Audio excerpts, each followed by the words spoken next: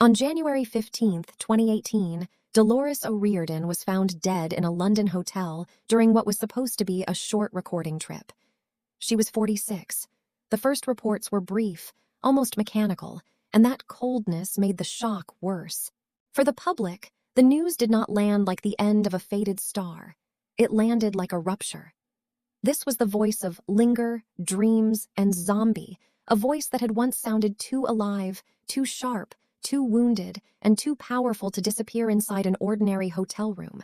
Reuters reported that she died while in London for recording work, and that even in the first hours the cause was still unclear.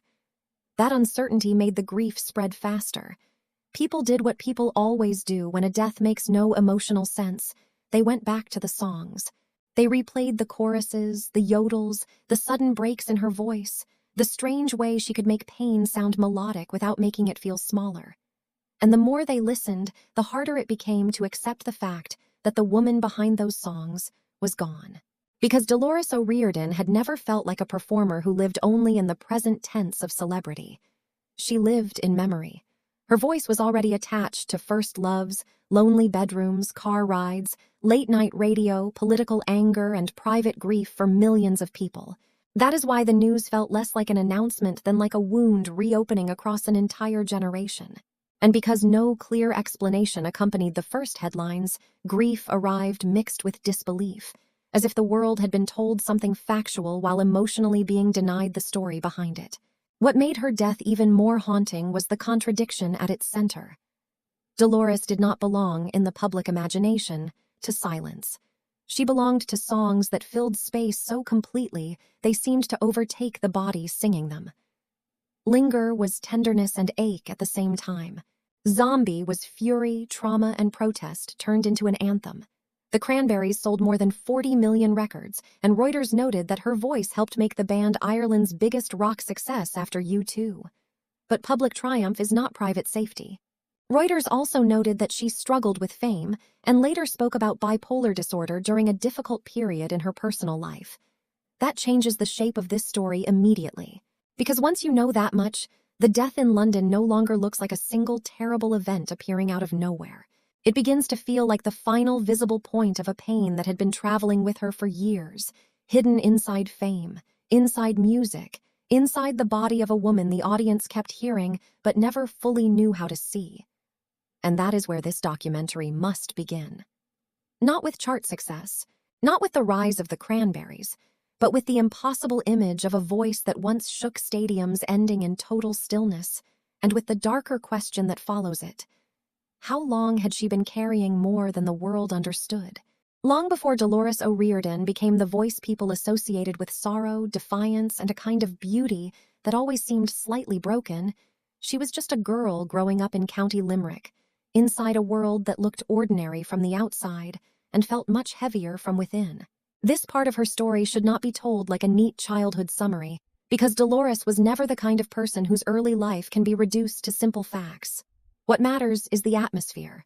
Rural Ireland, a conservative Catholic environment, a home full of rules, silence, routine, and the invisible pressure to endure things without naming them. Dolores was one of those children who seemed to feel everything more deeply than the people around her knew what to do with. She was small, inward, intensely sensitive, and already carrying a sadness that did not need a public stage to exist. Even before music entered her life in a serious way, there was something fragile and watchful about her, as if she had learned early that the safest place for certain emotions was not conversation, but concealment. And that is the first truth the viewer has to feel in this part. Dolores did not begin as a future star. She began as a young girl learning how to survive the parts of herself that the world around her had no language for.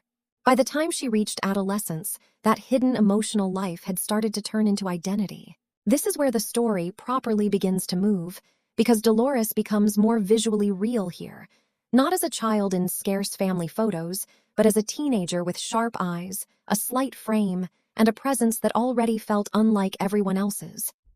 Music became less of a hobby and more of a passageway. It gave her something the rest of life did not, a place where pain could become form. When she auditioned for the band that would become the Cranberries, she did not arrive like someone chasing stardom. She arrived like someone who had finally found the one place where intensity might be useful instead of unbearable. And once she started writing, that difference became obvious. Songs such as Linger were not powerful because they were technically clever.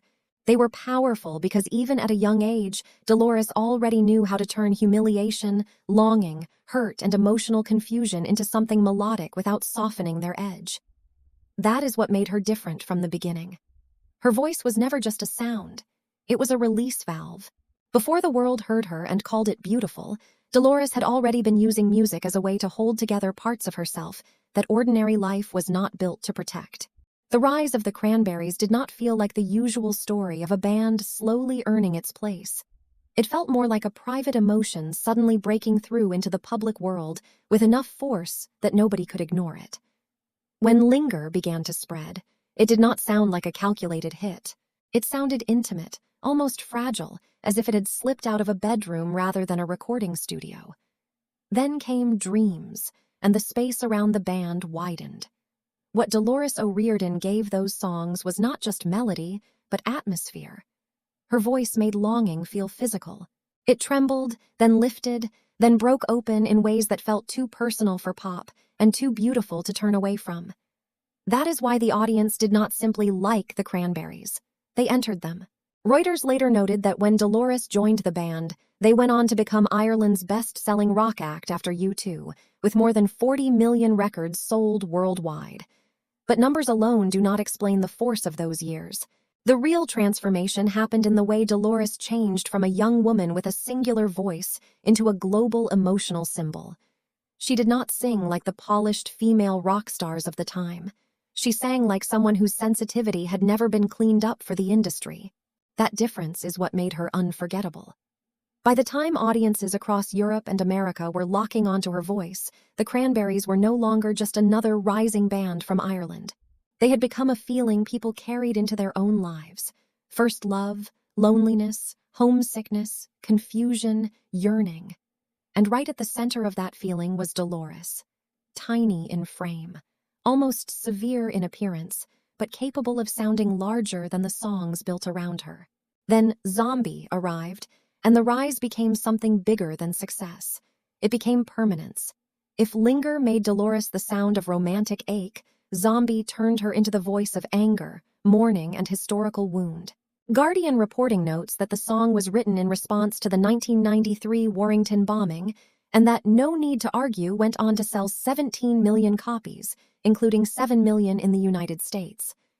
That matters because Zombie was not just a hit that pushed the band higher. It exposed a second dimension in Dolores that the public had only partly glimpsed before.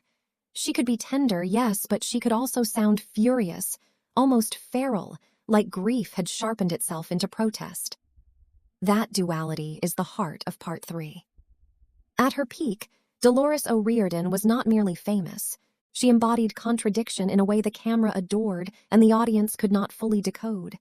She looked delicate and sounded indestructible. She could appear shy in conversation, then stand on stage barefoot or rigid and unleash something that felt bigger than performance. That is what made her peak so compelling. She did not seem manufactured by the machinery of fame. She seemed dragged into it by the sheer force of what came out of her throat. And yet that very authenticity contained the beginning of the danger. The more the world loved her because the pain sounded real, the less it questioned what sustaining that honesty might be costing her in private. This is where Part 3 must end, not at the chart positions or the stadiums, but at the point where success became so complete that it began to hide the woman inside it. The world had found a voice powerful enough to carry its own hurt. It just did not yet understand how much of Dolores herself was already inside the songs it was celebrating. The tragedy of Dolores O'Riordan is not that darkness suddenly appeared at the end. It is that the darkness had been there for years, and the world kept mistaking her ability to sing through it for proof that she was somehow winning. By the time the Cranberries became one of the defining bands of the 1990s, Dolores was already carrying far more than fame could ever soften. Success gave her money, visibility, and a place in music history, but it did not remove what had been planted much earlier inside her. If anything, it made the contradictions harder to manage. The woman the public saw on stage looked fearless in the way only wounded people sometimes can. She could command arenas, deliver songs like open nerve endings, and stand inside all that noise as if she had mastered the pain she was singing about. But private suffering does not disappear just because it has found a microphone. In later years, Dolores spoke about depression, anorexia, and the abuse she had experienced when she was young. She also spoke about bipolar disorder, and those admissions changed the emotional shape of her entire story. They revealed that behind the voice millions associated with release and catharsis was a person living with instability that no hit record, no audience, and no amount of admiration could permanently quiet. This is the part of the documentary where the viewer has to feel the split at the center of her life. The world heard authenticity and called it brilliance, but authenticity at that level often comes from somewhere costly. Dolores did not sound real because she was pretending well. She sounded real because she had been carrying real hurt for so long that it had become inseparable from the instrument itself. And once fame locked that instrument into public expectation, every song became both gift and burden, something she could offer the world, but something the world would keep asking for even when the person giving it was no longer strong enough to carry it cleanly. As the years went on, the crack widened. There were breaks, reunions, solo work, periods of withdrawal, moments when she seemed to be finding balance, and then signs that balance was never as secure as people hoped. This is what makes Dolores' story so difficult to simplify. She was not moving in one straight line toward destruction. She kept returning. She kept making music. She kept sounding at times as if she might still find a way to live alongside all that pain without letting it swallow her. That is why her death hit with such force in 2018. She was in London for a recording session, including work connected to a new version of Zombie. She was still tied to music, still moving towards the thing that had defined and protected her at the same time. But protection is not the same as healing. The inquest would later conclude that she drowned in the bath due to alcohol intoxication. Cold words, clinical words, the kind that explain a body but never a life. And that is exactly where the sorrow deepens. Because the public always wants a single cause, one final dramatic thing to point at and call the reason. But Dolores O'Riordan's story does not obey that kind of simplification. Her ending feels tragic precisely because it was not one isolated moment. It was accumulation, pain layered over time, old damage echoing through fame, private suffering colliding with public expectation, and a voice that kept giving shape to heartbreak even when the woman behind it was still drowning in her own. That is the collapse. Not one scandal, not one scene, not one neat explanation. Just the unbearable realization that the songs had been carrying warning signs for years, and the world, enchanted by how beautiful they sounded, mistook those warnings for art alone. After Dolores O'Riordan died, Ireland did not mourn her like a distant celebrity. It brought her home. Her funeral in Ballybricken felt deeply local and painfully intimate, but the grief around it was much larger than one town or one country. Because by then, Dolores was no longer only a singer from Limerick. She was a voice millions of people had already attached to their own heartbreak, anger, loneliness, and memory. That is why the images from her farewell hit so hard. The church, the flowers, the coffin, the candles, the silence. They turned something global into something physical. The woman whose voice had once filled arenas was now being carried through a small Irish funeral, and that contrast alone was enough to break people. Her songs did not disappear with her. They returned louder. Linger felt sadder. Zombie felt heavier. And suddenly the world was no longer just listening to hits. It was listening to evidence of how much of herself she had been pouring into them all along. That is the real legacy Dolores left behind. Not only great songs, not only one of the most recognizable voices in modern rock, but a feeling that still lingers after the music ends. She leaves behind a question that makes her story harder to escape. When someone sings pain this honestly, are we hearing art, or are we hearing a person trying to survive in real time? After her death, her music kept being replayed because it still gave people something true: grief, rage, tenderness, release. But the tragedy is that the voice that helped so many people carry their pain could not save the woman carrying its own. And maybe that is why Dolores O'Riordan still feels so haunting. She did not just leave songs behind. She left a wound inside the music, and once you hear it, you cannot hear those songs the same way again.